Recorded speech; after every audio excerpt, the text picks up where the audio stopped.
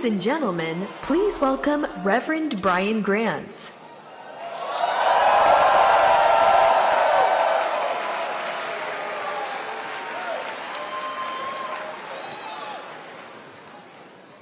Weather prayers don't work. Greetings, sisters and brothers. Greetings, siblings in the beautiful, vast array of the human family.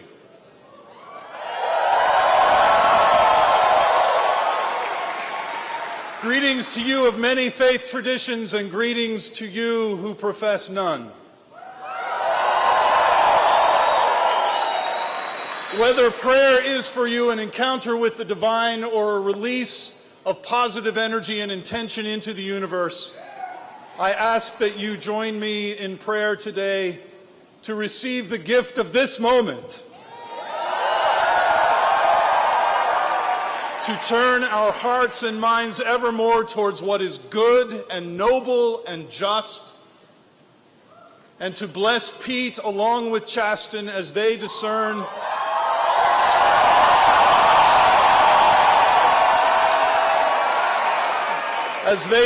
with every American a call to serve the people of our extraordinary nation. Let us pray. Hear my cry, O God, listen to my prayer. From the end of the earth I call to you. When my heart is faint, lead me to the rock that is higher than I. Oh, how we long for higher ground, O God. For safety and security, yes, but also for a different perspective, a clear view, a new vision.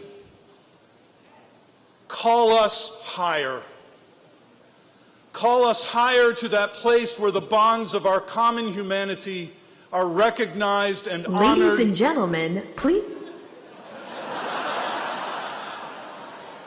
Listen to the voice of God.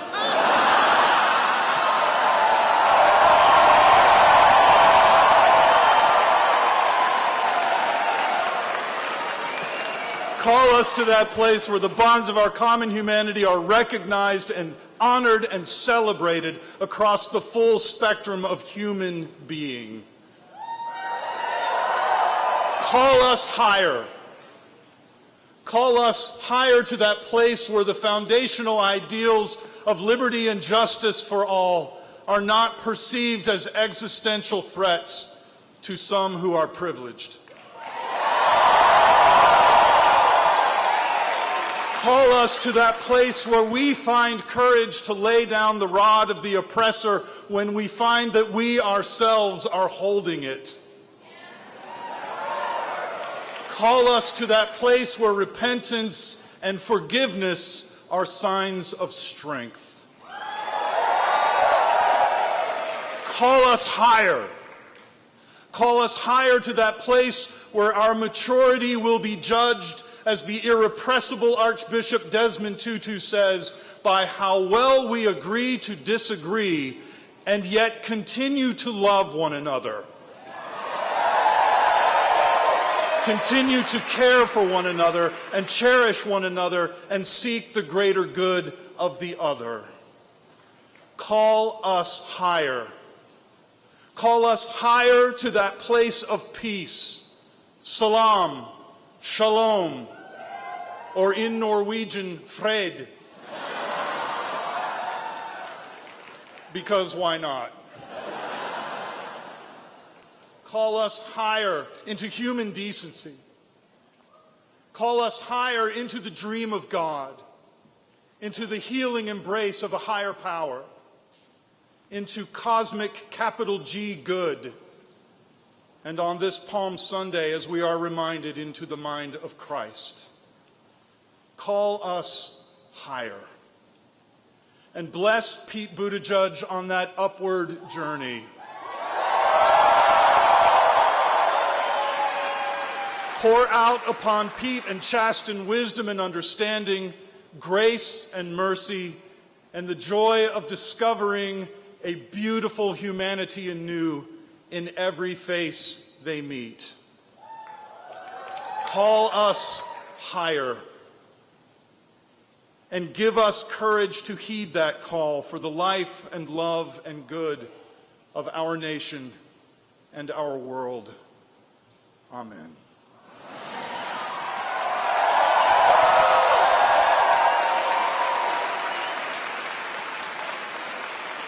Please welcome, for the presentation of colors, members of the South Bend Fire Department Honor Guard.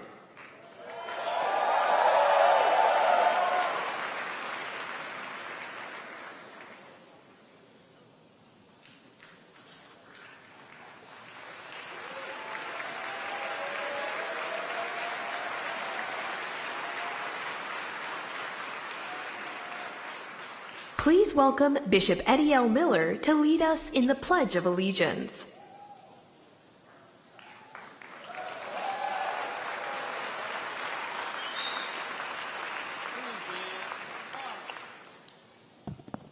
In a time of great divide, unfortunately, in our country, it gives me great honor to lead us in a unified fashion to our pledge of allegiance to our flag. Could we focus our attention on our flag as we do it together in a unified fashion? Thank you so much. I pledge allegiance to the flag of the United States of America and to the republic for which it stands, one nation, under God, indivisible, with liberty and justice for all. Thank you.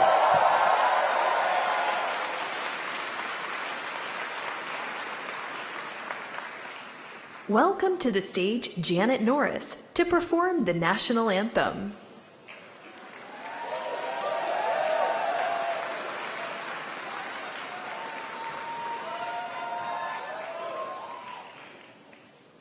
Oh, say, can you see by the dawn's early light what so proudly we hailed as the twilight's last gleaming, whose broad stripes and bright stars through the perilous fight o'er the ramparts we watched were so gallantly streaming, and the rocket's red glare, the bombs bursting in air, gave proof through the night that our flag was still there. Oh, say, does that star-spangled banner yet wave?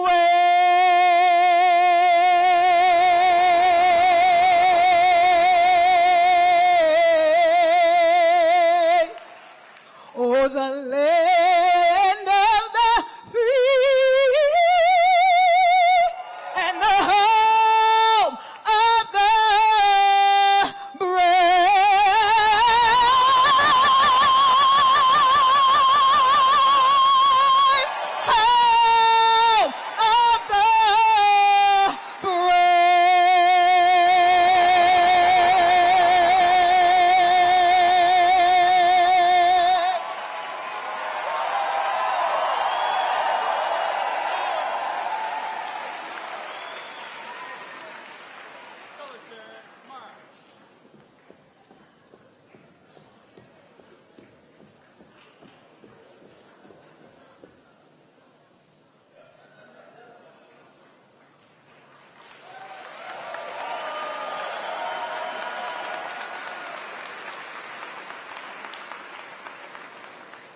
Please welcome from Dayton, Ohio, Mayor Nan Whaley.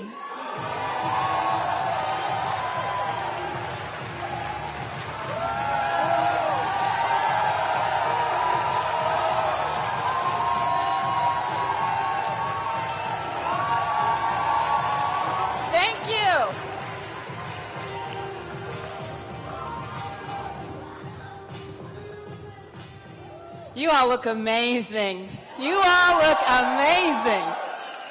My name is Nan Whaley, and I'm the mayor of Dayton, Ohio.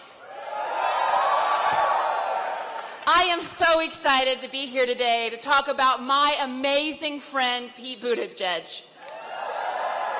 Now, the first time I heard about Pete was back in 2010. I actually grew up in Indiana, and my mom called me one day to tell me about this amazing young man who was running for state treasurer, but didn't have a prayer because no one could pronounce his last name. Turns out she was right that time. But now, I think people are finally catching on. Now, I've gotten to know Pete and Chasten through mutual friends and through our work with the U.S. Conference of Mayors. And I am so excited that the rest of America is getting to know him too.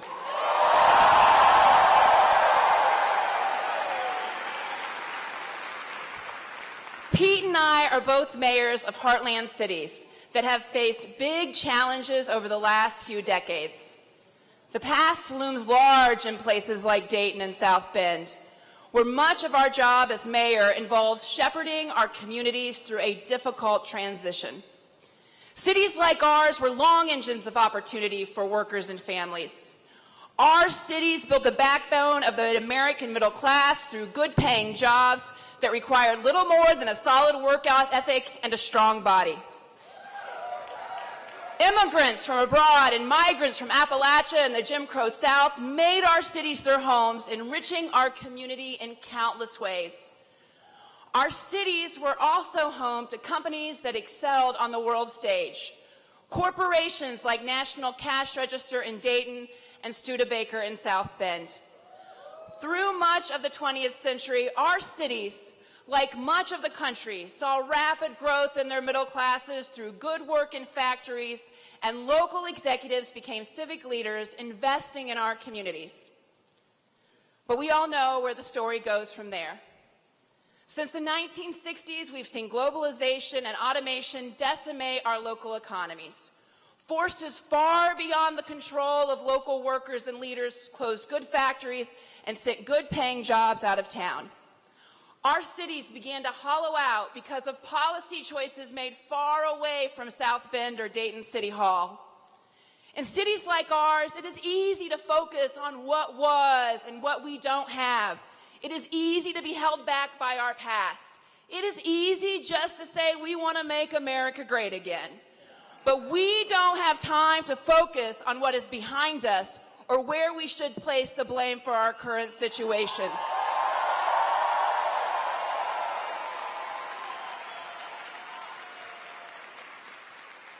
Instead, we have to do the real and hard work of figuring out where we go from here. Pete and I know that no one else is going to come in and save us. We have to confront these challenges ourselves head on and without flinching. Which is why I am so proud to support my friend Pete for President of the United States of America.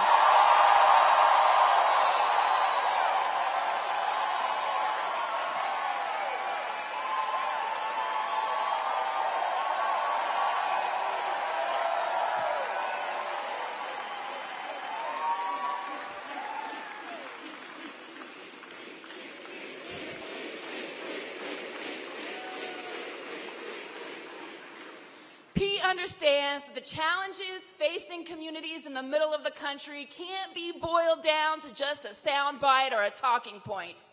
He understands that the changes that have already swept through South Bend and Dayton will eventually impact communities across the entire country. To borrow a phrase from my good friend Senator Sherrod Brown, cities like ours and the entire industrial Midwest are the canaries in the coal mine. Our country must focus on how we'll adapt to our changing economy and ensure that we protect the dignity of all people during these seismic shifts. Here in South Bend, we can see the progress that is possible when we focus not on the past, but rather on the future. We can see that real leadership is bringing people together around a shared positive vision, not by tearing them down or dividing them.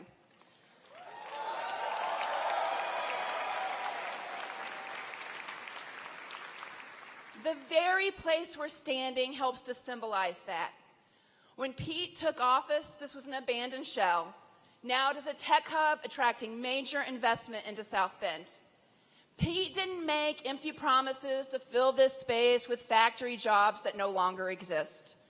Instead, he saw this piece of South Bend history as a symbol for its innovative future, one that strives to be more equitable and inclusive than our past.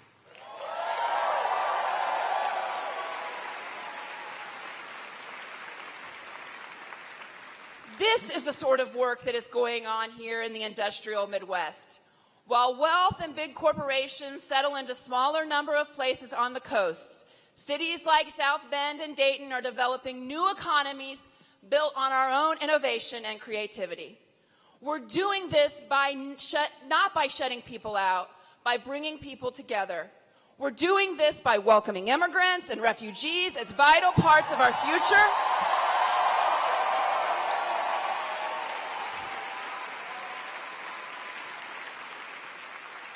And we're doing this by working to lift up residents who have been here for the long haul and have historically been left behind.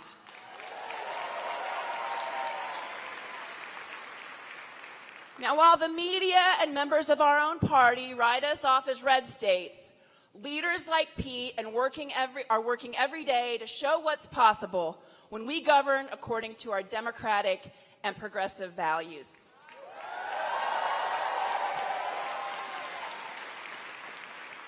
In Pete, we have someone who is both practical about what can be done, but visionary in what he believes can be accomplished in South Bend and across the United States. He's someone who is both a great friend to me, someone who is a compassionate leader for the everyday people who have elected him to office. He is the smartest person I know, and he is deeply committed to serving our country.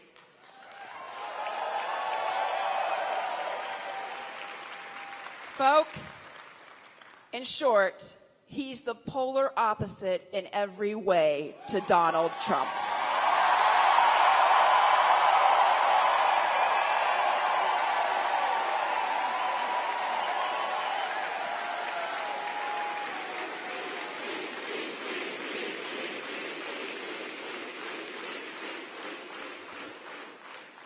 America is at a crossroads. And what we need now is a new generation of leadership. What we need now is Pete Buttigieg.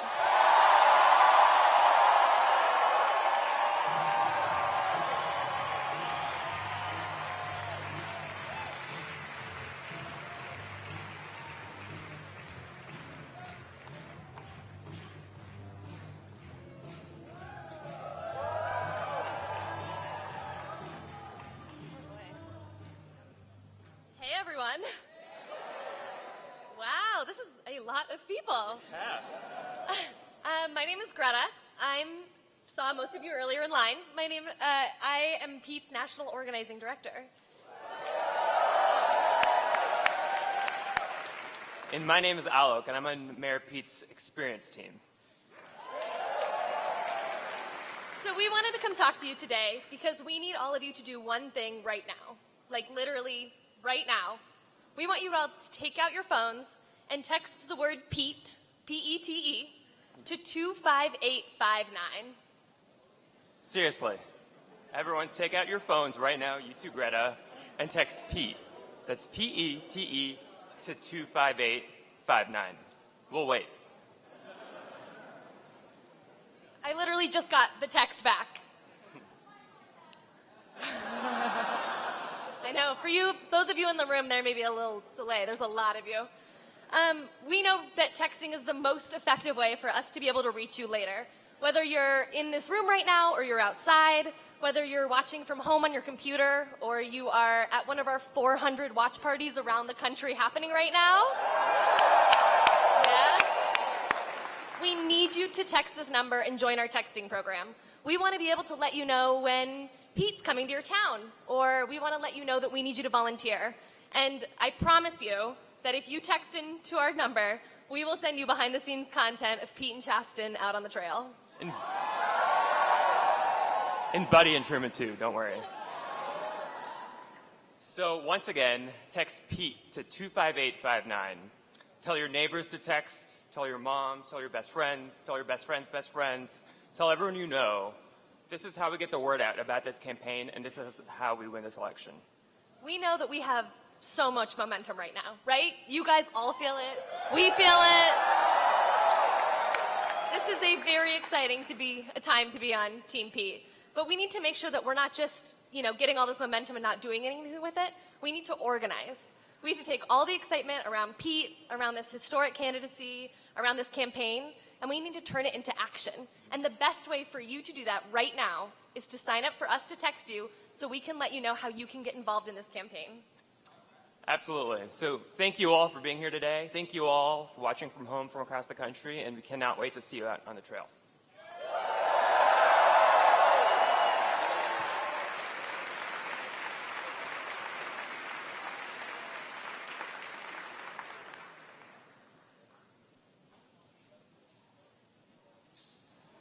Please welcome from West Sacramento, California, Mayor Chris Cabaldon.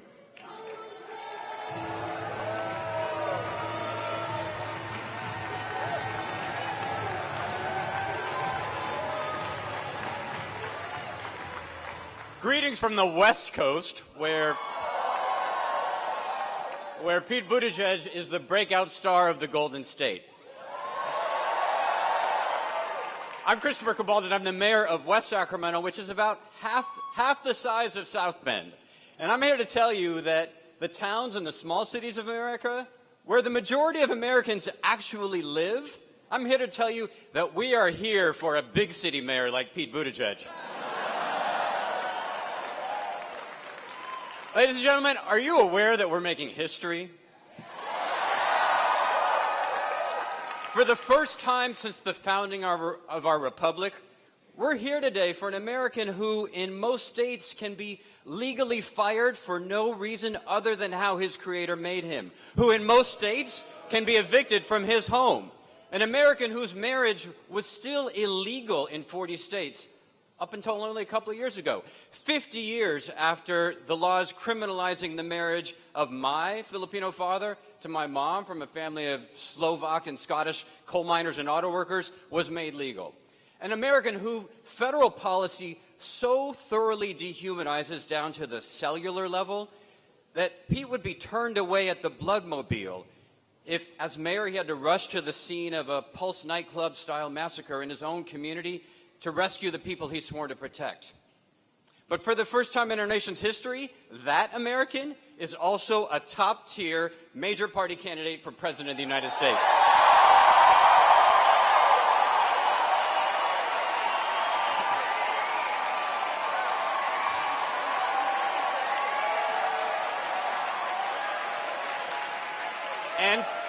And far from a gay panic sweeping the nation, Americans are falling in love with his husband, Chasten. Who would have thought? Maybe the people of our country are even surprising themselves as they are saying across the land. Pete Buttigieg is the Maltese-American, left-handed, Episcopalian, gay millennial war veteran that America didn't know we needed.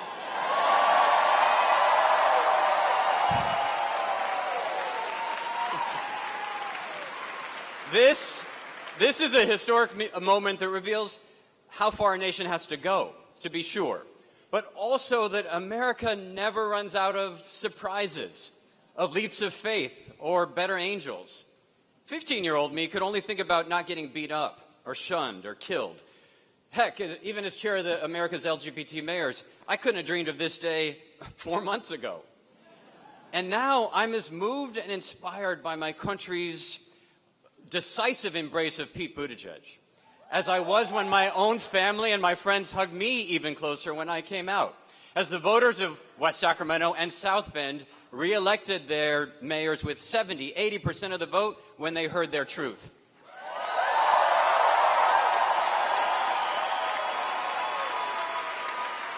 Pete Buttigieg met this paradox of America with unwavering patriotism for America. Faced with legal discrimination and stigma, he defiantly asked what he could do for his country. He came home to his hometown to serve. He enlisted and put his life on the line to fight for his country as a soldier in Afghanistan. He doubled down. He doubled down on America's promise of a more perfect union. And in the face of the deepest kind of personal fear, he told his city, this city, exactly who he is, his innermost secret. And South Bend loved him even more for his trust and trusted him even more for his love.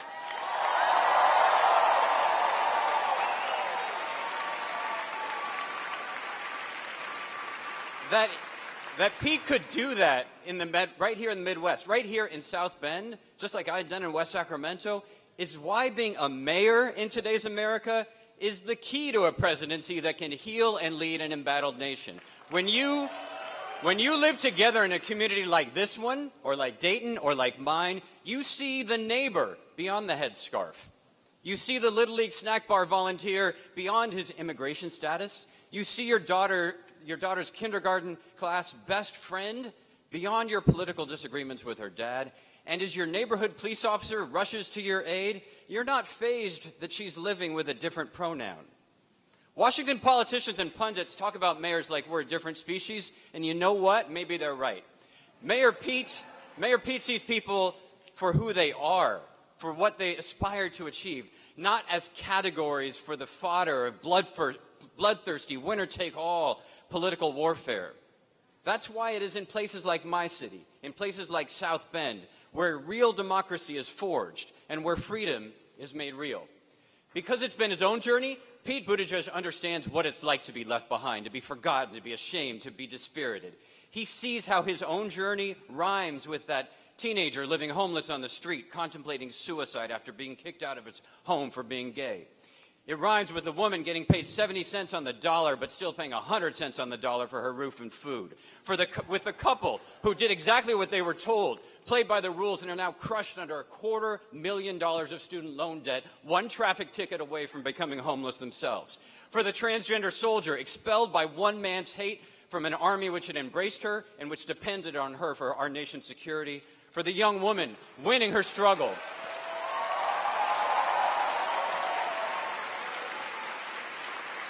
For the young woman winning her struggle with mental health challenges every day, but still living in the shadows, or the parents fighting a lonely battle just to give their son with autism just a fair chance. Or for the Muslim firefighter recoiling in fear every time the President of the United States inflames hate and incites violence. To the little boy who sees a president calling children who looks just like him animals, putting them in cages and taking them away from their parents forever. To the dad who lost his job at the factory thanks to robots and artificial intelligence, who no longer even knows how he fits in his community or even in his own family. When Pete Buttigieg talks about making everyday lives better, that's who he means. Pete is living the best...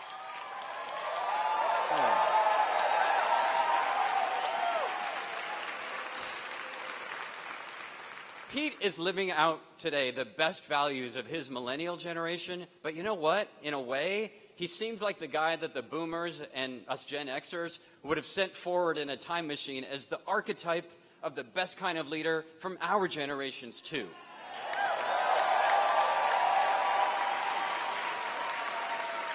So yes, this is a historic day for Americans of every stripe and from every town. On the battleground and here on the home front, Pete Buttigieg has proven himself a leader who mobilizes us to turn challenge into triumph. And so today, we're turning moments into a movement. I'm ready to roll up my sleeves and get to work for Mayor Pete. Are you?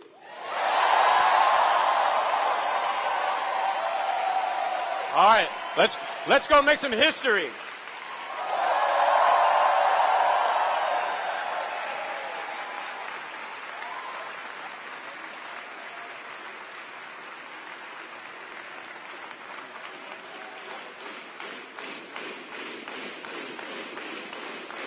Please welcome Renee Ferguson.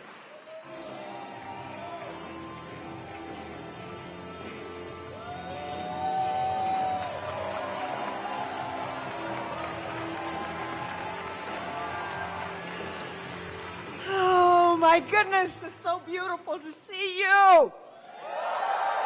You are gorgeous. And you're the Pete for America team, right? I'm in the right place, right?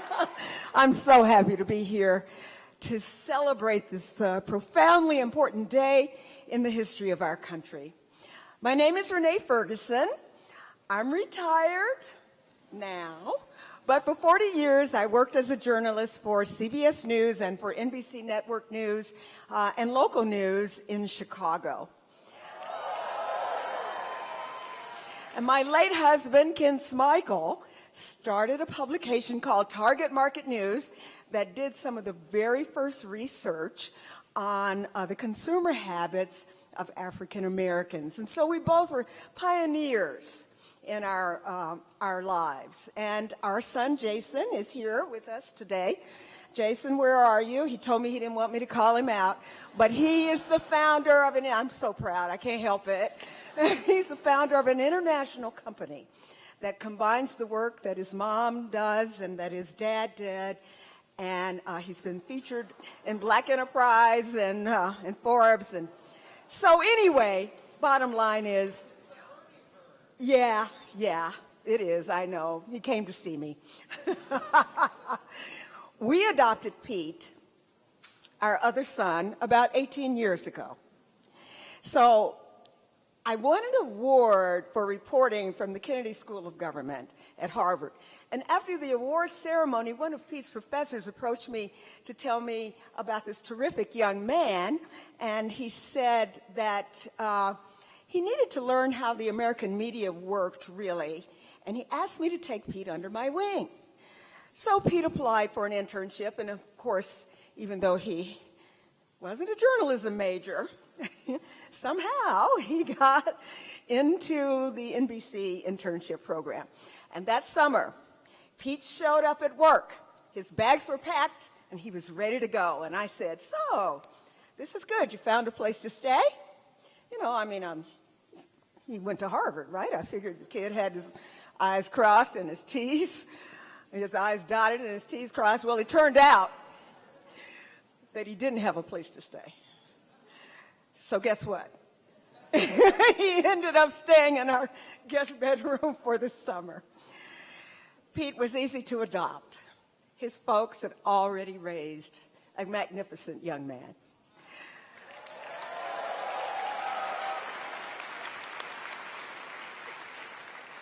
He made up his bed in the morning. He helped around the house. He took out the trash. He even walked our dog, Goldie. And she bit him when he first tried to pet him. But she came to love him. And on top of that, he was a great intern.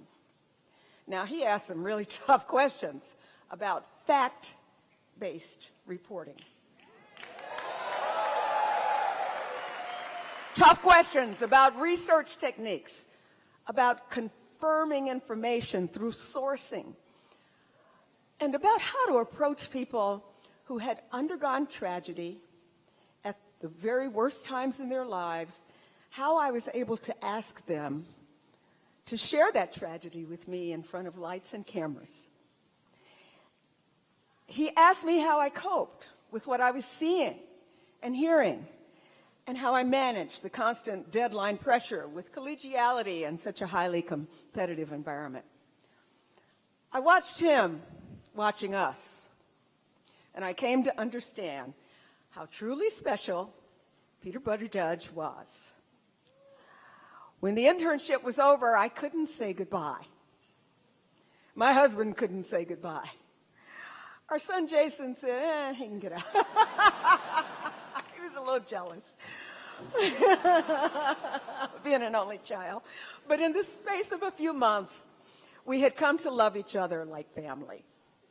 And as joyous as this moment is, I can't help but think of the one major problem that I am already having to face. How do you get the name Buttigieg to become a household name in America? I have heard it mispronounced so many times by my colleagues in the media that even I, and I love them, sometimes I just want to throw things at the TV. But then there is a small ray of hope, because I remember discussing the very same kind of problem with another young up-and-coming politician who lived on my very street in Chicago.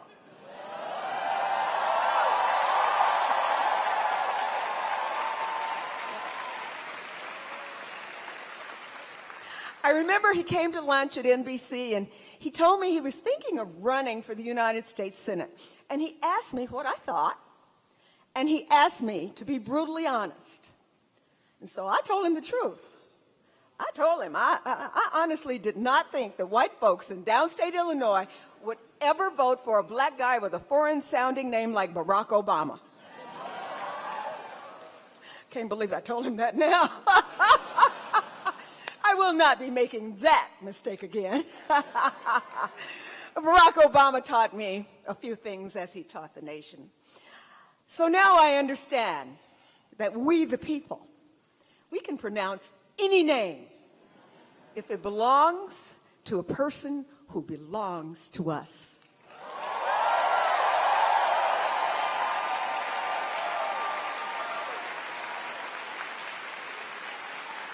We can pronounce any name. Buttigieg.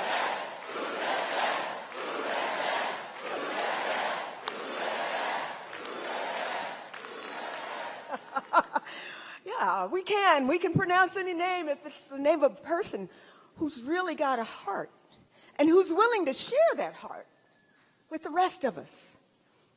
We can pronounce the name of a person who's the real deal. We can pronounce Buttigieg because it means that America can move forward. We got to have a president who speaks truth to power, but who knows how to use language that lifts us all up.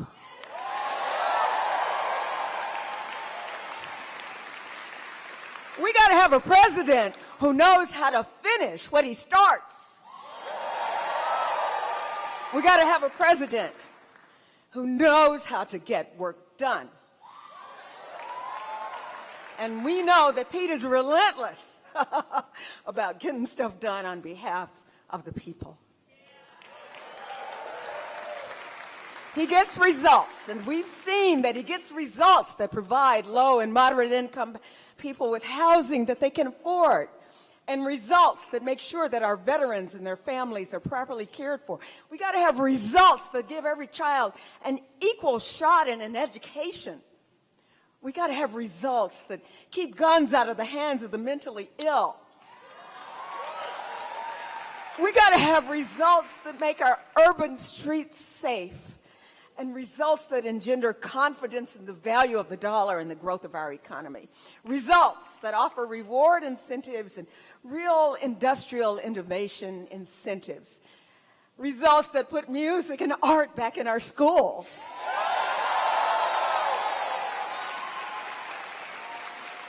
We need results that come from the power of positive thinking and civility and the appreciation of language in our public discourse.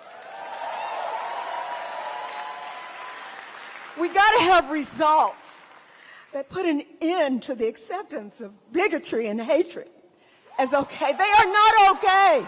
They are not okay.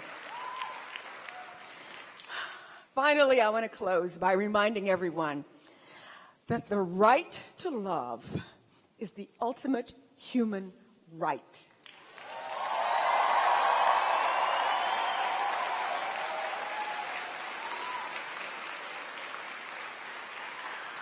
The right to marry who you love is the essence of freedom.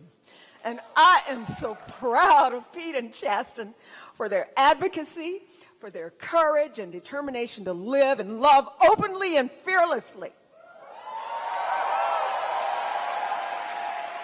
They are a shining example for all the kids who don't fit in, for all the kids who are outsiders and who are different, those kids who look to Mayor Pete and Chasten and to progressives like us and say, if you're in America, it's okay. It's okay for all the boys and girls who are bullied because they look different or sound different or have dark skin and kinky hair. Mayor Pete and Chasten and the progressives they lead are here to say that's not right. Because being different in America is absolutely okay.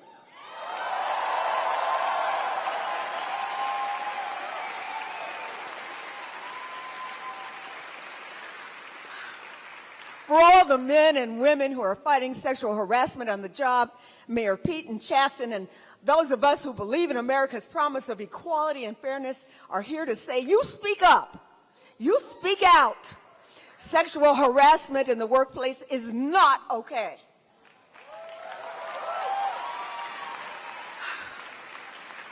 We have a fight on our hands, and I know it, but we're fighting to make America into a place where if you refuse to put up with bigotry and small-minded thinking, you will be okay.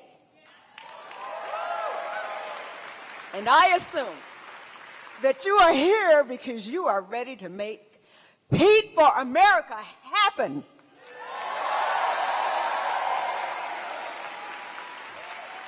Let me hear you say it. Pete, Pete, Pete, Pete, Pete, Pete, Pete, Pete, Pete.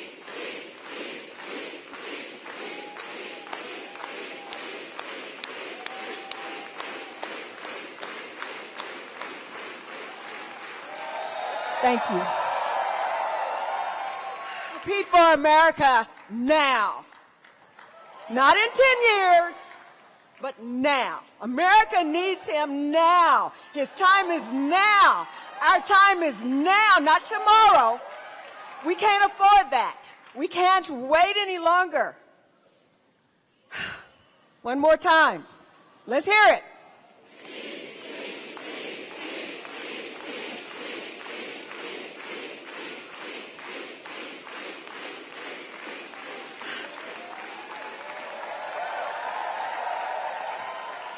So I know we have work to do, but let's get to work. And let's pull together. And let's not let anything or anybody divide us or tear us apart. Now, I'm old. I'm 70. But y'all are young. And so with your generation's energy and my generation's experience, we can move this country forward.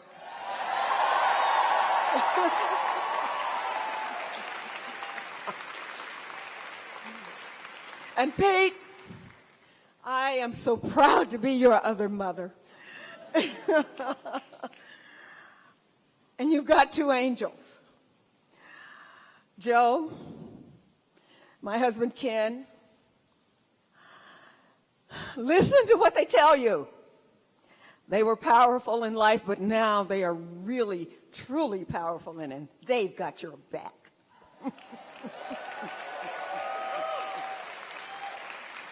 You know, some people call it intuition, but by the time you're my age, you know that that's God's voice speaking to your heart and mind, and you have to listen and act accordingly. I've seen him do it.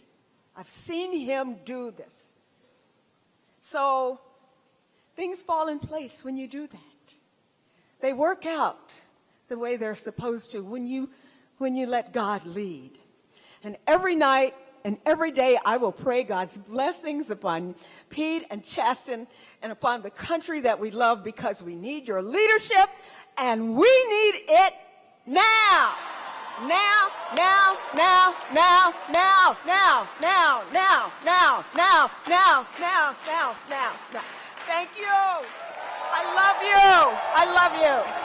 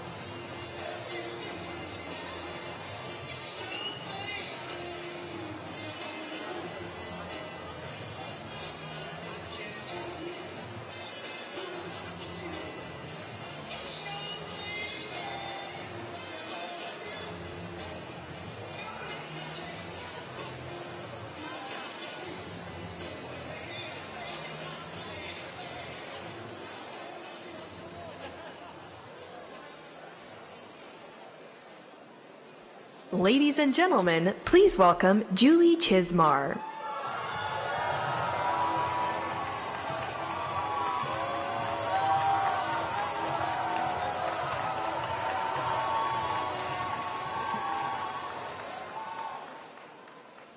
It's an honor to be here with you today and a privilege to share with you all my stories about my former student and friend, Pete Buttigieg.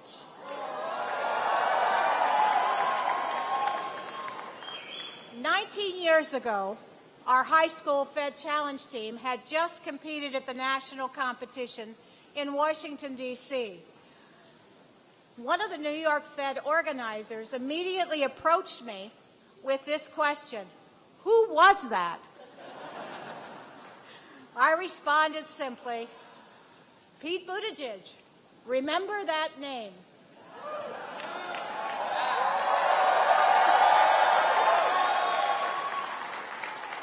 Even now, as it was then, it's easy to be dazzled by Peter.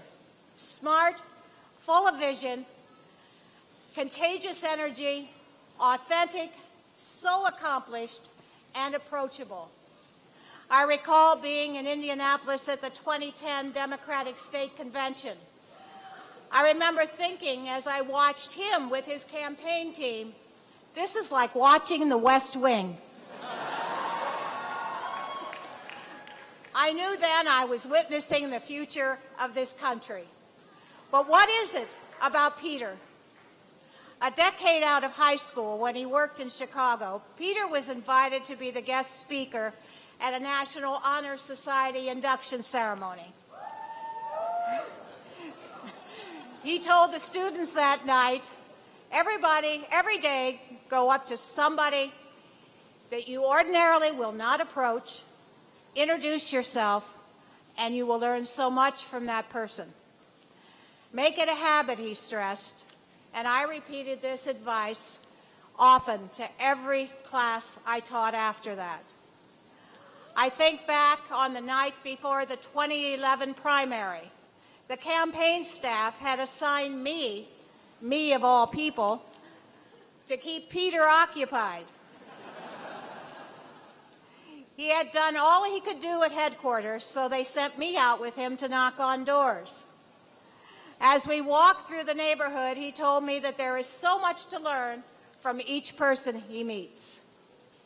As we canvassed, I found myself talking to a voter who was very definitely supporting an opposing candidate. She had tough questions, and I said, "Talk with Peter. He's right behind me." I introduced Peter, stepped aside, allowed them to talk. 10 minutes later, the connection was obvious, and Peter had her vote.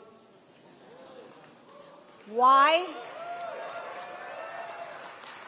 Why? Because he listened so intently to what she had to say, and he honestly answered each of her questions.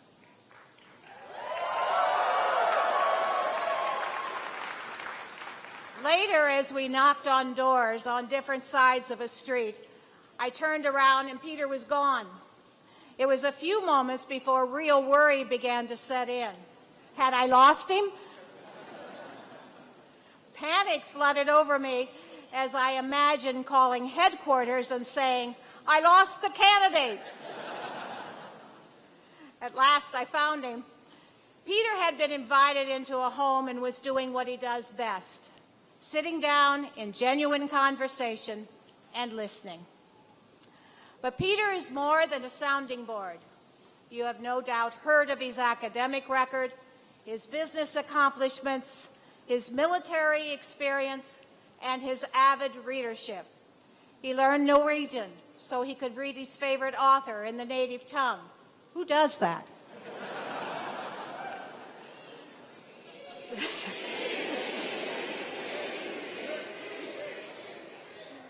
That insatiable curiosity has always led Pete to not only learn, but put it to work.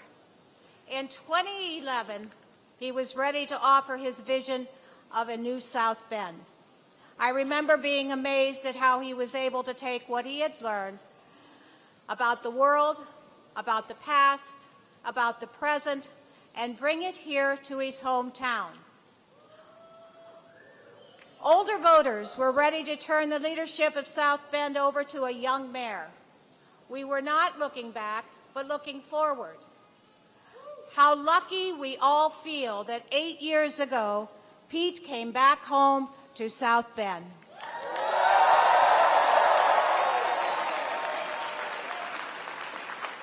Today, many voters my age are ready to pass the mantle to a new generation of vibrant, innovative, energetic leaders. We want our leaders who will protect our democracy, who will protect our environment for our children and our grandchildren, who will listen to everyone, even those that might disagree, who will give an honest answer to every question. America is thirsty for such a leader.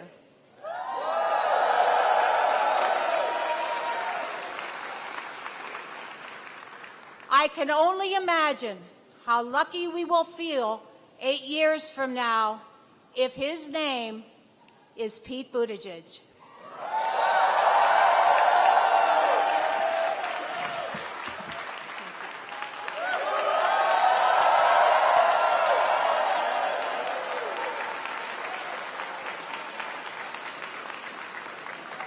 Please welcome from Austin, Texas, Mayor Steve Adler.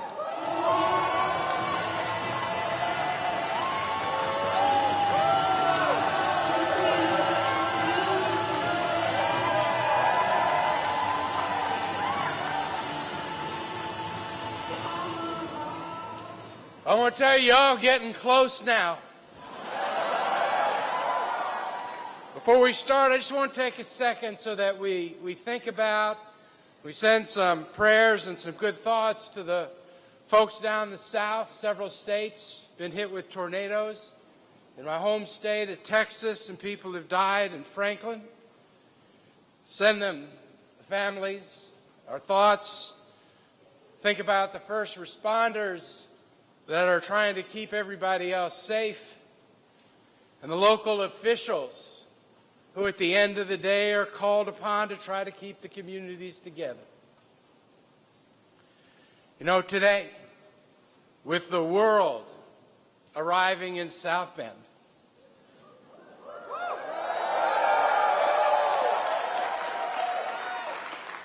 it is my honor to introduce my friend, my colleague as a mayor, and my mentor. In a day when government is so dysfunctional at the national level, so polarized in too many states, like my own state of Texas, it is local government where government works best.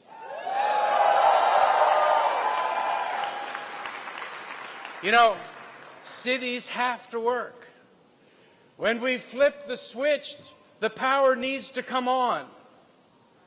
When we turn the faucet, clean water has to come out of our spigots. Our first responders must be trained and prepared to protect us. Potholes are neither Republican nor Democrat. They just need to be filled. Our health, avoiding hunger, our libraries, our parks, all our neighbors having homes, and their impact on our lives are not partisan issues. Partisan politics broken in D.C. Politics in cities is the politics of everyday life. In cities,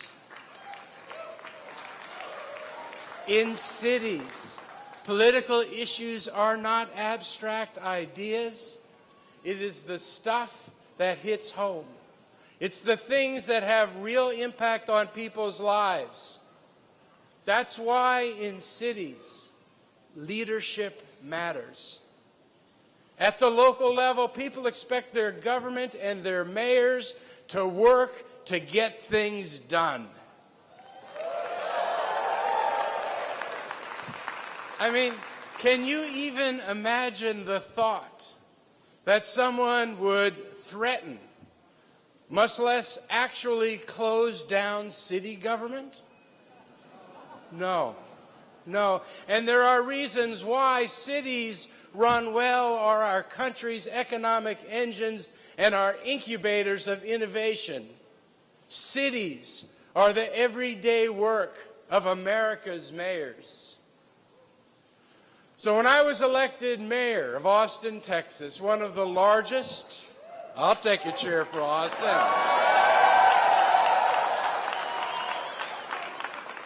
One of the largest and fastest growing cities in the United States, about 5 years ago, I wanted to do everything I could to do that job the best I could possibly get it done.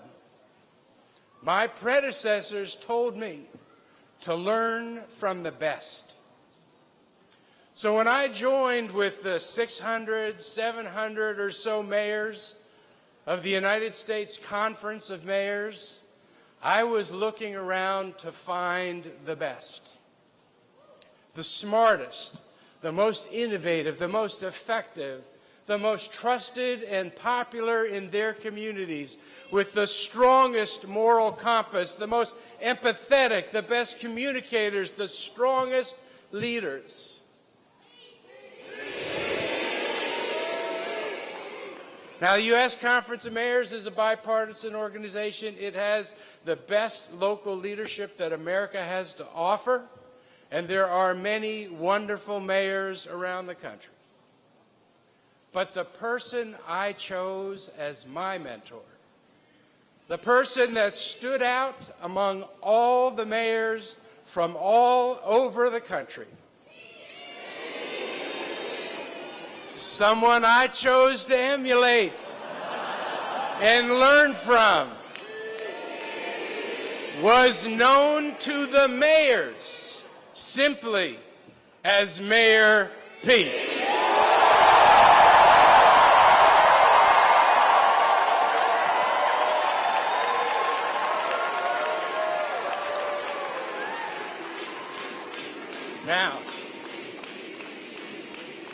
Now, the irony was not lost on me that I was looking up to someone that was shorter than I was,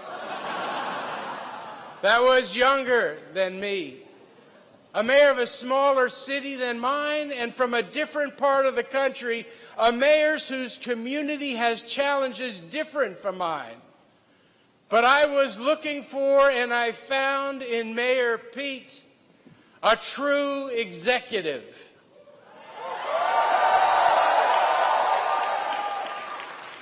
A mayor whose skills and talents transcended all of that. Mayor Pete is a mayor's mayor. He is a mayor among mayors.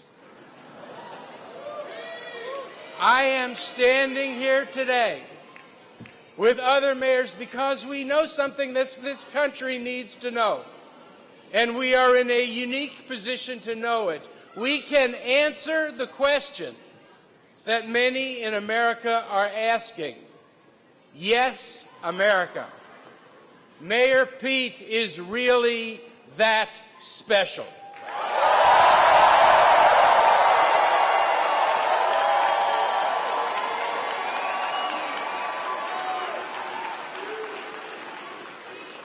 Let me ask you this question. Wouldn't it be great? Wouldn't it be great if we had a president who was really smart?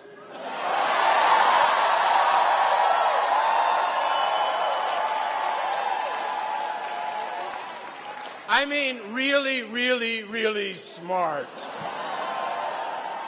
Somebody who spoke multiple languages, including having a beautiful command of English.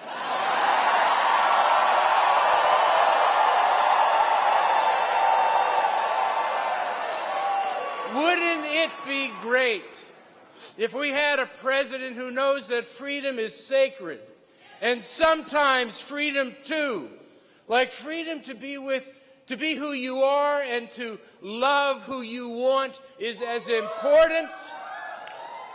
important as freedom from someone you fear. Who helps us understand and grow from what we fear, instead of weaponizing fear for political gain. Wouldn't it be great if we had a president who was genuinely humble? Who knows good policy cannot be uncoupled from facts and science? Who stands for democracy and knows that our country's march toward progress happens when we increase access to the ballot, and that wealth inequality threatens that very democracy. Wouldn't it be great if we had a president who listens and actually answers questions? And in his answers teaches us something about nuance. Somebody we would want our children to emulate, a person who rallies our better souls. Wouldn't it be great if we had a president who was of a generation that will actually live with the consequences of the decisions that we make today?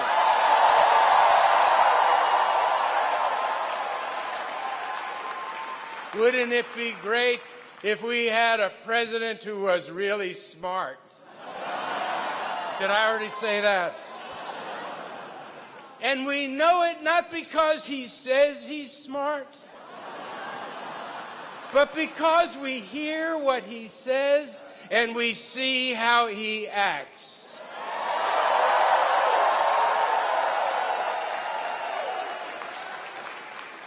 Wouldn't it be great if we had a president who fought and stood for our security?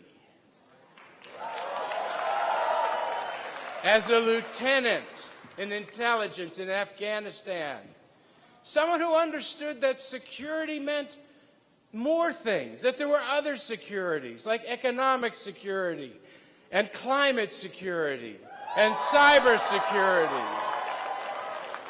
What if we had a president who is a new kind of messenger, who speaks to our ideals and our values as Americans?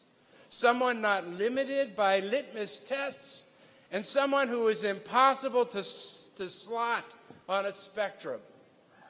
Wouldn't it be great if we had a president who holds his faith in his heart, knows the importance it plays in his life, but does not use it as a cynical tool to achieve power?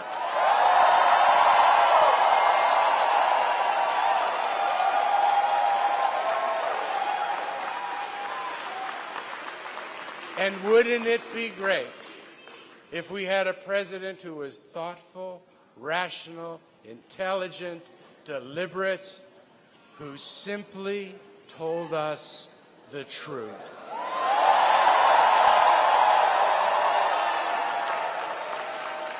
Wouldn't it be great if we had a president like Pete?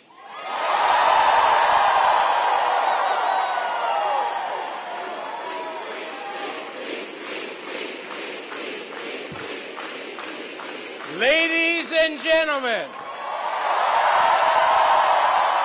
I am proud to introduce someone I know as a mayor and a man, the next President of the United States of America, Mayor Pete Buttigieg.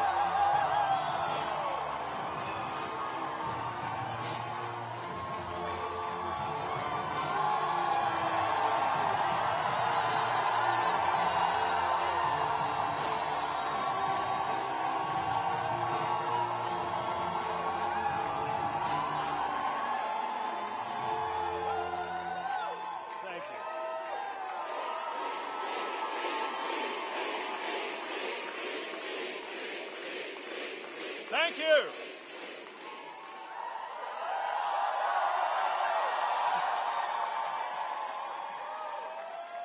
Hello, South Bend.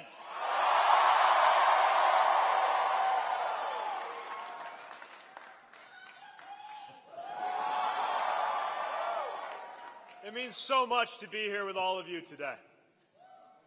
And I want to thank everybody who is part of that program. Father Brian, for your guidance and prayers, for not being fazed by divine intervention.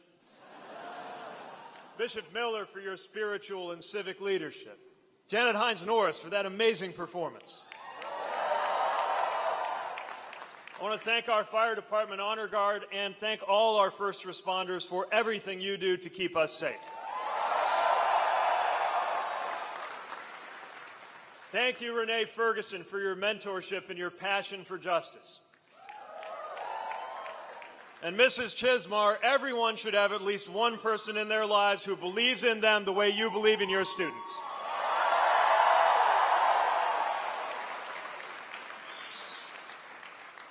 To my fellow mayors, Mayor Cabaldon, Mayor Whaley, and Mayor Adler, extraordinary leaders in the community of mayors as well as in their own cities, and all of the current and former mayors here today, I thank you for your service at a time when local leadership has never mattered more.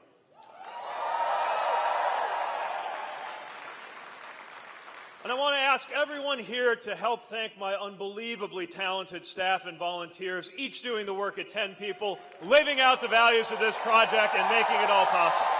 Thank you.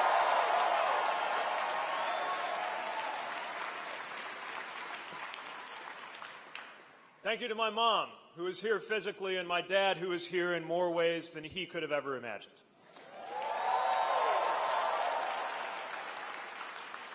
And to Chasten, my love.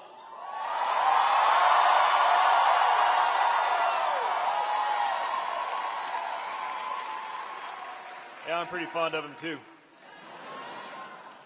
For giving me the strength to do this and the grounding to be myself as we go.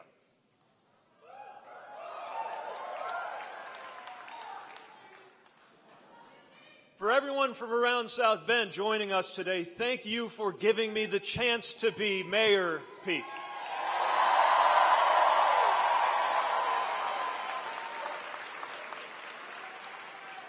And for everyone who came from far and wide, welcome to South Bend.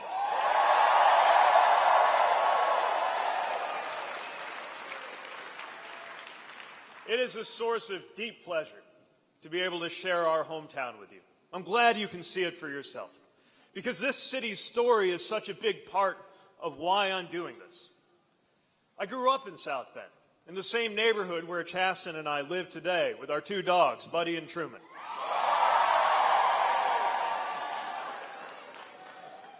My father immigrated to this country because he knew it was the best place in the world to get an advanced education. He became an American citizen and met my mother, a young professor who is the daughter of an Army colonel and a piano teacher. And they moved here for work, settled into a house on the west side, and pretty soon after that, I came on the scene. The South Bend I grew up in was still recovering from economic disasters that played out before I was even born. Once in this city, we housed the companies that helped power America into the 20th century. Think of the forces that built this building we're standing in now, and the countless others like it now long gone. Think of the wealth that was created here. Picture the thousands of workers who came through these doors every day and the thousands of families that they provided for.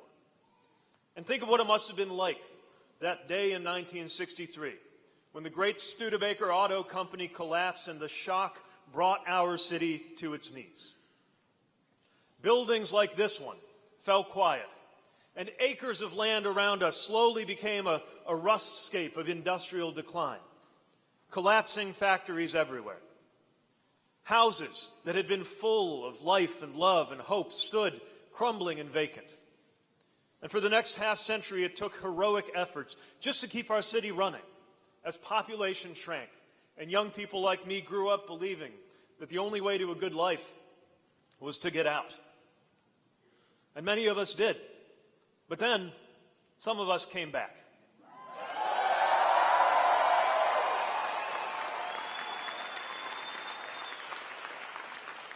We wanted things to change around here.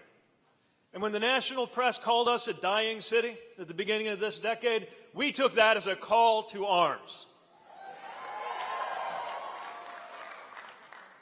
I ran for mayor in 2011 knowing that nothing like Studebaker would ever come back, but believing that we would, our city would, if we had the courage to reimagine our future. And now I can confidently say, South Bend is back.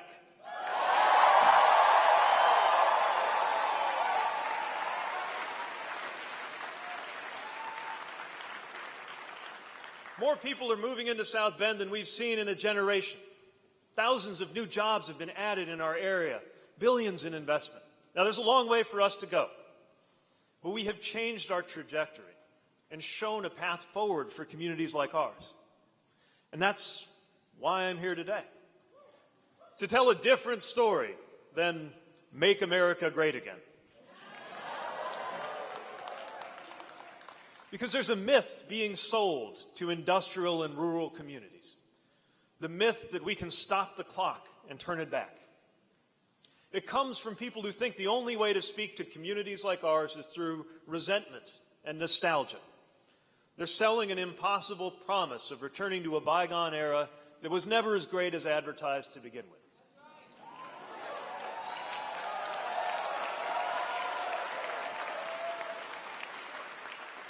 The problem is that they're telling us to look for greatness in all the wrong places.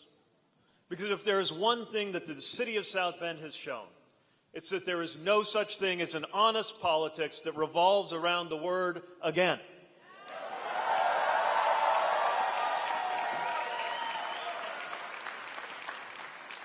It is time to walk away from the politics of the past and towards something totally different.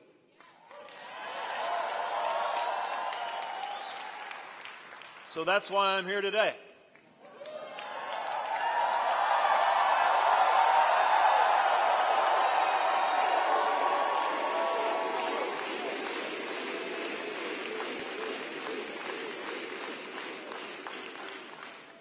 I'm here to join you to make a little news.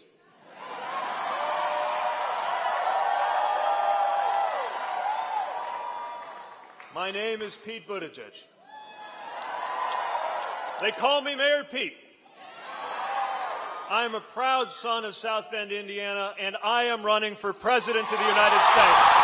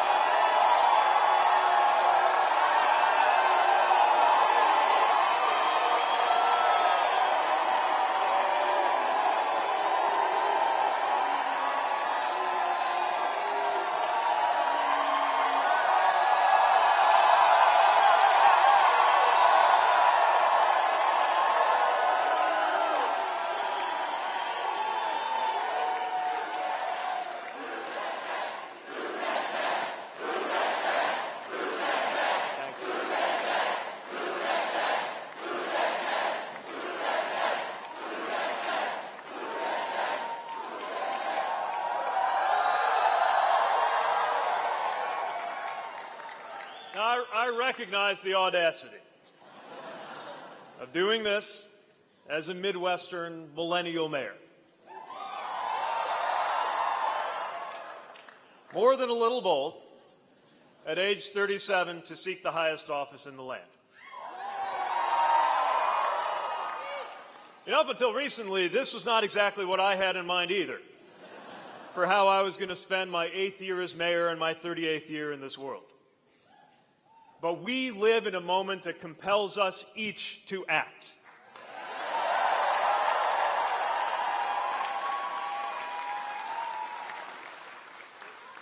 The forces changing our country today are tectonic. Forces that help to explain what made this current presidency even possible. That's why this time it's not just about winning an election. It's about winning an era.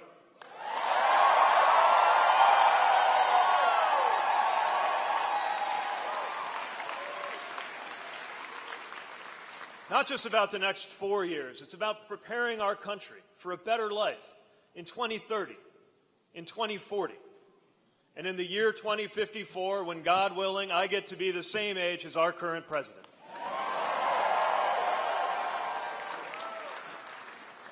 I take that long view because I have to. I come from that generation that grew up with school shootings as the norm. The generation that produced the bulk of the troops in the post-9/11 conflicts.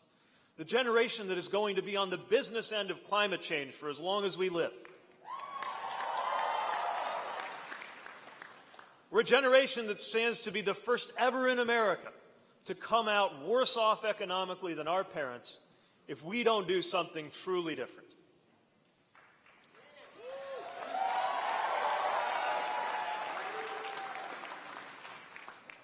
This is one of those rare moments in between whole eras in the life of our nation.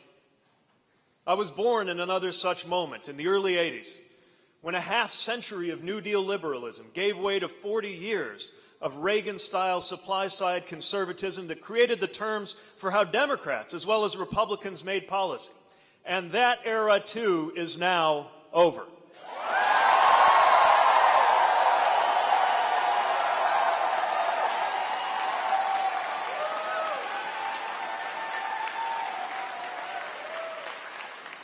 So if America today feels like a confusing place to live, it's because we're on one of those blank pages in between chapters. Change is coming, ready or not. The question of our time is whether families and workers will be defeated by the changes beneath us, or whether we will master them and make them work toward a better everyday life for us all.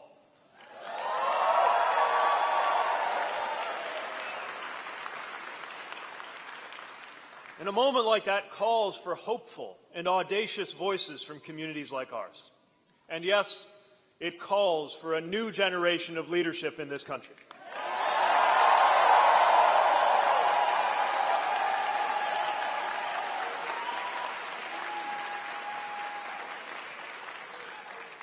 The principles that will guide my campaign for president are simple enough to fit on a bumper sticker: freedom, security, and democracy.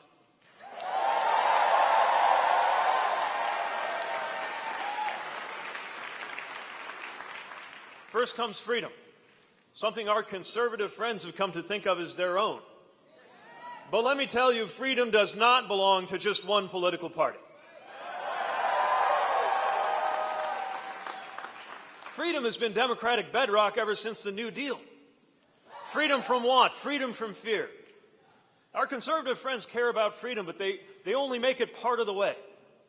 They only see freedom from taxes, freedom from regulation, as though government were the only thing that can make somebody unfree. But it's not true. Your neighbor can make you unfree.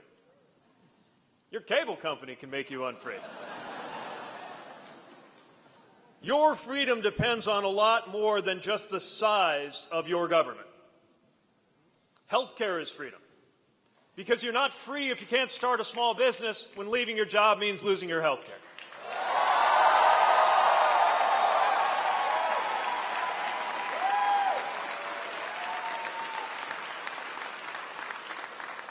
Consumer protection is freedom, because you're not free if you can't sue your credit card company even after they get caught ripping you off.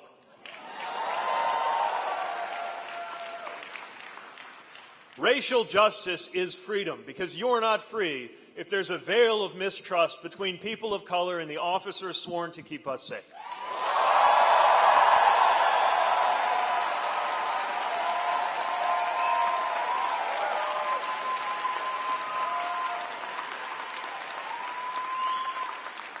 Empowering teachers means freedom.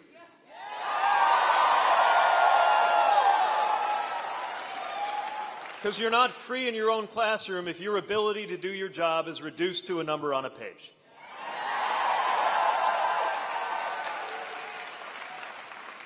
Women's equality is freedom.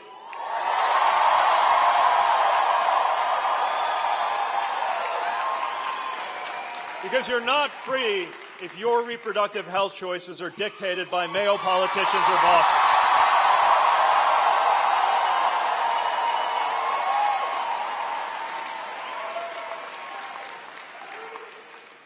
Organized labor sows freedom because you're not free if you can't organize for a fair day's pay for a good day's work.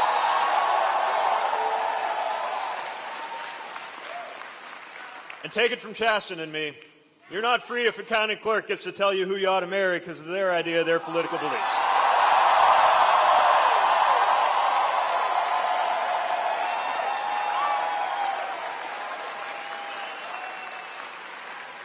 The chance to live a life of your choosing, in keeping with your values. That is freedom in its richest sense. And we know that good government secures freedom just as much as bad government denies it. Now let's talk about security. The idea that security and patriotism belong to one political party needs to end today.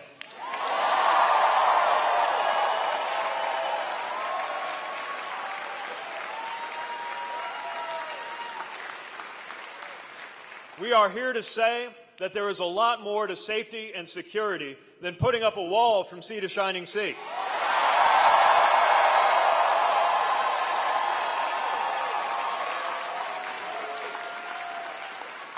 To those in charge of our border policy, I want to make this clear. The greatest nation in the world should have nothing to fear from children fleeing violence, and even more importantly,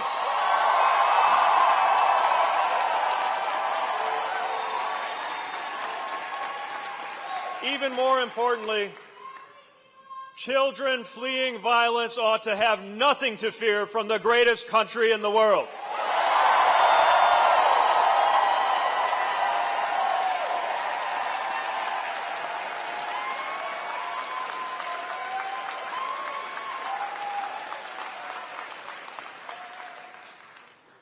Security means cybersecurity. It means election security.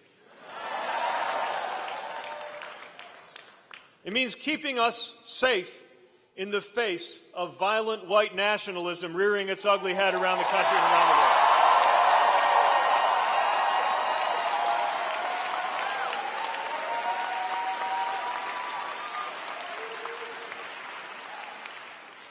And let's pick our heads up to face what might be the greatest security issue of our time, climate change and climate disruption.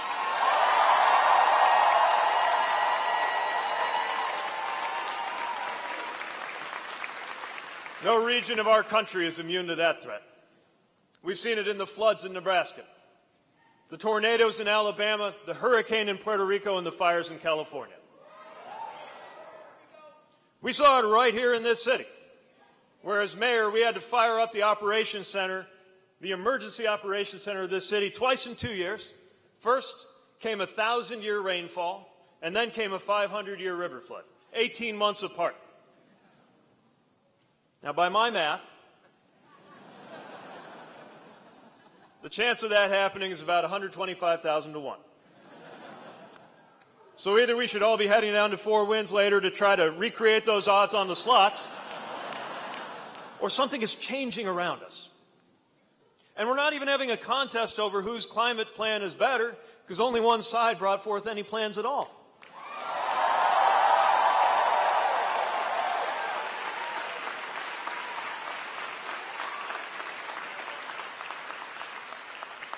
If you don't like our plans on climate, fine, show us yours.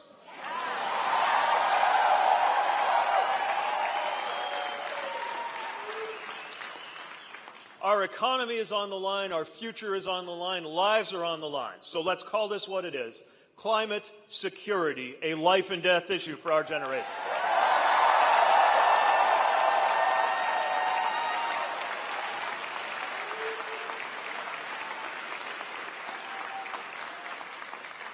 And now let's talk about democracy. Because no issue we care about, from gun safety to immigration, from climate to education to paid family leave. None of it will be handled well unless our democracy is in better shape. Our democratic republic is an elegant system, but lately it hasn't been quite democratic enough. It's not democratic enough if legitimate voters are denied the ability to exercise their rights because one side thinks as a matter of political strategy that they're better off if fewer citizens are able to vote.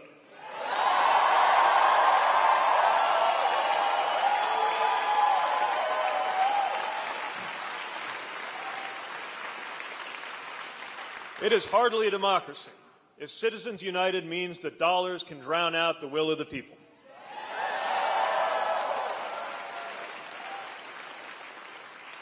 It's not much of a republic if our districts are drawn so that politicians get to choose their voters instead of the other way around.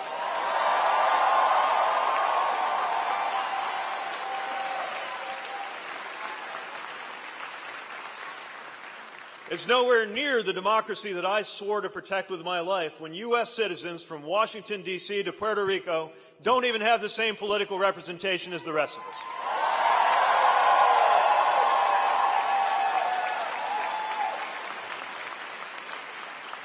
And we can't say it's much of a democracy when twice in my lifetime the Electoral College has overruled the American people.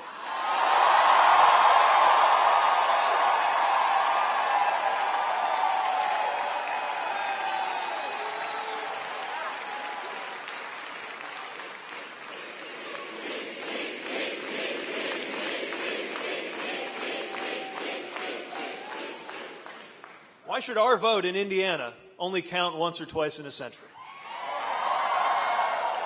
Or your vote in Wyoming or New York? So let's make it easier to register and to vote. Let's make our districts fairer. Let's make our courts less political. Our structures more inclusive. And yes, let's pick our president by counting up all the ballots and giving it to the woman or man who got the most votes.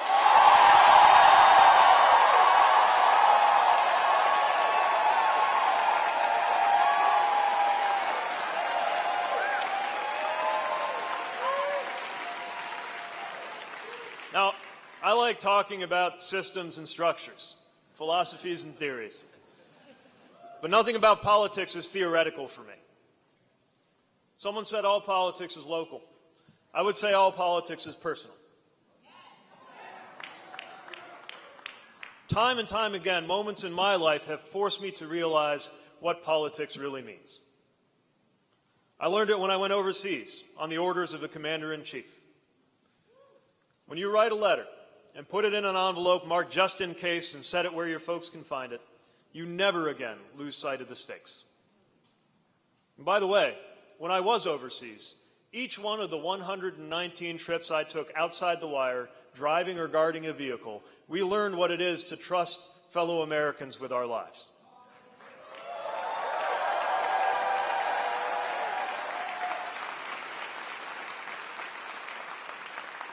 The men and women, the soldiers, sailors, airmen and Marines and civilians who got in my vehicle, they didn't care if I was a Democrat or a Republican. They cared if I'd selected the route with the fewest IED threats, not whether my father was documented or undocumented when he immigrated here.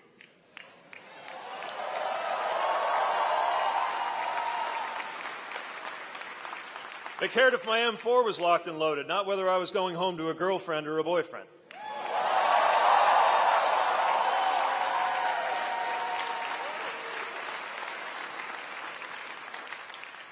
They just wanted to come home safe like I did. They wanted what everybody wants, to do a good job, to live well, and to come home. And making sure that kind of thing happens is what politics is for. Politics matters because it hits home. It hits home at our most vulnerable moments. Like the day last fall when I left my mother's hospital bedside to go find my dad across town in the middle of his chemotherapy treatment to let him know she was going to need immediate heart surgery. Not the kind of thing you put in a text message. So I had to go find him. By the way, Mom's fine. She's right over there.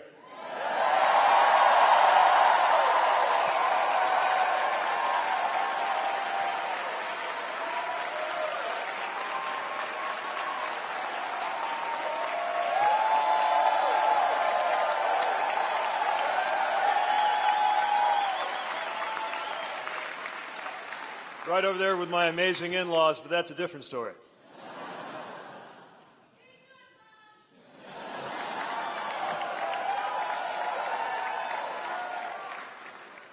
So that tough day, I had a few things going for me, as difficult as it was. I had Father Brian, who gave the invocation today, who lifted us up with faith and companionship. And I had my husband, Chasten.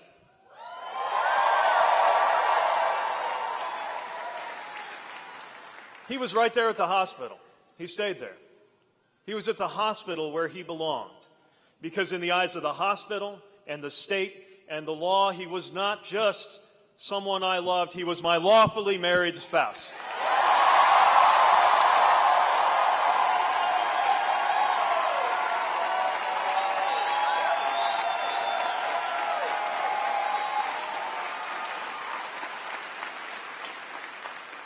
Our marriage exists by the grace of a single vote on the U.S. Supreme Court. 9 women and men sat down in a room and took a vote, and they brought me the most important freedom in my life. Mom started getting better right away. Dad started getting worse. We lost him earlier this year. And as I watched things change, from him caring for her to her caring for him, and the two of us trying to take care of the two of them. Once again, we found our lives shaped by the decisions of those with power over us. Decisions that made us better off. Because some people in Washington made the decision to bring us something called Medicare.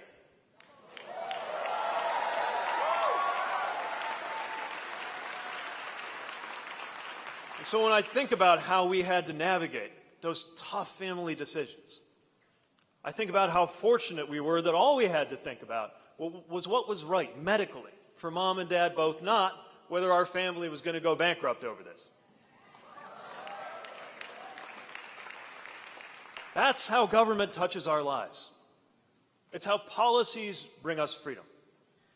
And when it comes to health care, I want every American to have that same benefit.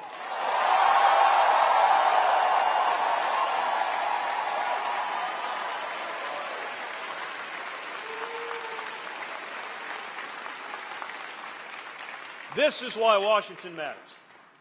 Not the political ups and downs, not the daily drama of who looked good on cable in a committee meeting, but the way that a chain of events that begins in one of those stately white buildings reaches into our lives, into our homes, our paychecks, our doctor's offices, our marriages.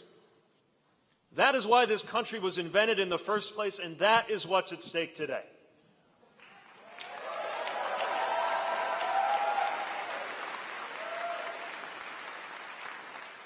At least that's how it's supposed to work. When something is grotesque, it's hard to look away. And the horror show in Washington is mesmerizing. It's all-consuming. But starting today, we're going to change the channel.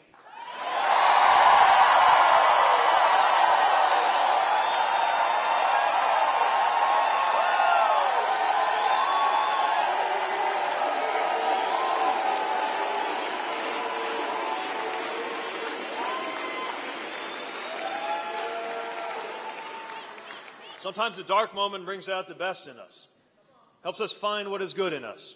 Dare I say, what is great in us. Because I do believe in American greatness. I believe in American values. And I believe that we can guide this country and one another to a better place. After all, running for office is an act of hope.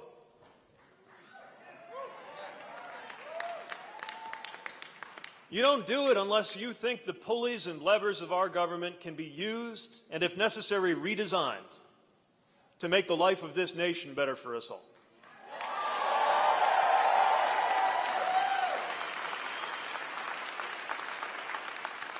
You don't do it unless you believe in the power of a law, a decision, sometimes even just a speech, to make the right kind of difference, to change our lives for the better, to call us to our highest values. Things get better if we make them better.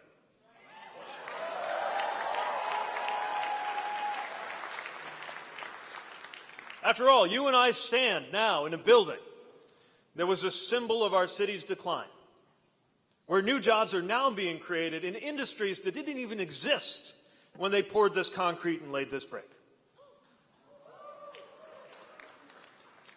You and I stand in a city that formally incorporated in 1865, the last year of a war that nearly destroyed this country.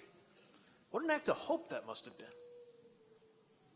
We stand on the shoulders of optimistic women and men. Women and men who knew that optimism is not a lack of knowledge, it is a source of courage.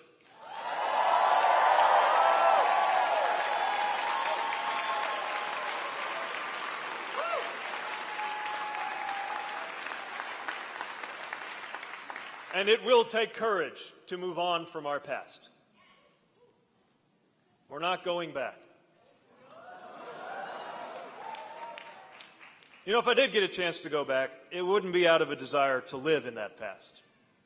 If I went into the past, I'd go just 20 years back. So I could find a teenage boy in the basement of his parents' brick house, thinking long thoughts as he played the same guitar lick over and over again on his little Stratocaster, wondering how he could belong in this world. Wondering if his intellectual curiosity means he'll never fit in. Wondering if his last name will be a stumbling block for the rest of his life.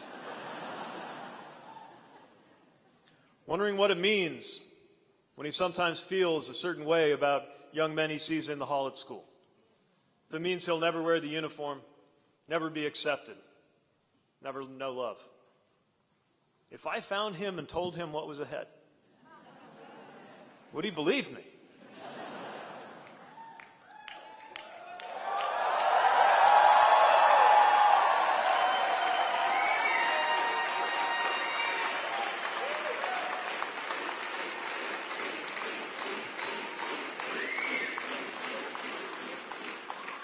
I can picture it if I could put my arm around him and tell him that he was going to see the world and serve his country. That he would not only find belonging in his hometown, but be entrusted by its citizens with the duty of leading it and shaping it.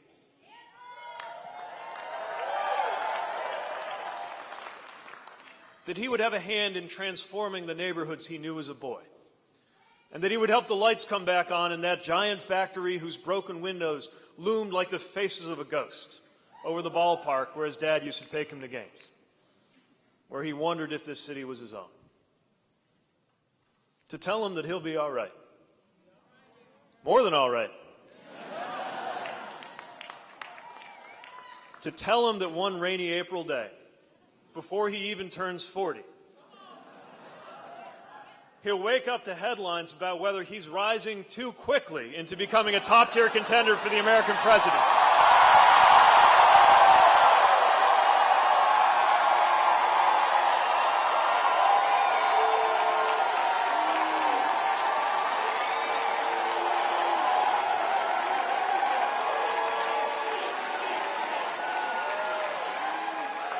And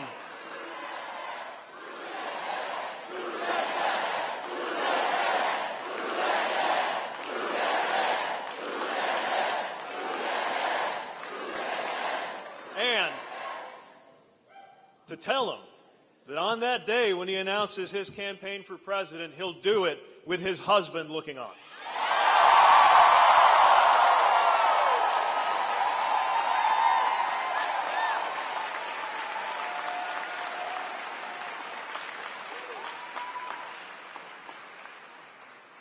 How can you live that story and not believe that America deserves our optimism, deserves our courage, and deserves our hope?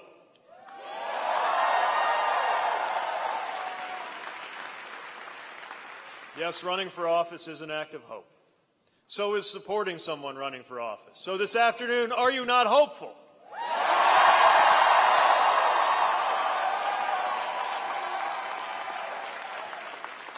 Do we not live in a country that can overcome the bleakness of a challenging and divided moment? Are you ready to turn the page and start a new chapter in the American story?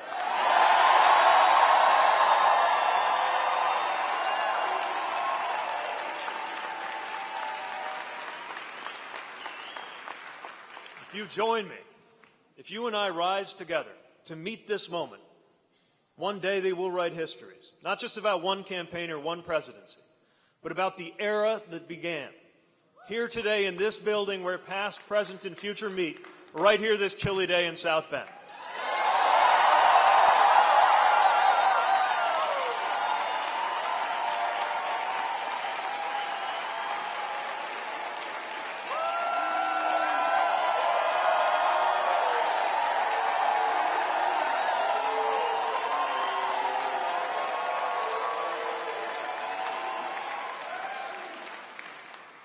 It's a little cold out.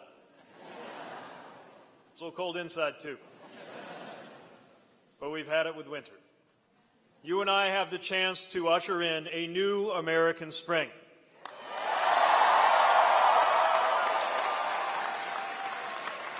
So with hope in our hearts and with fire in our bellies, let's get to work and let's make history. Thank you.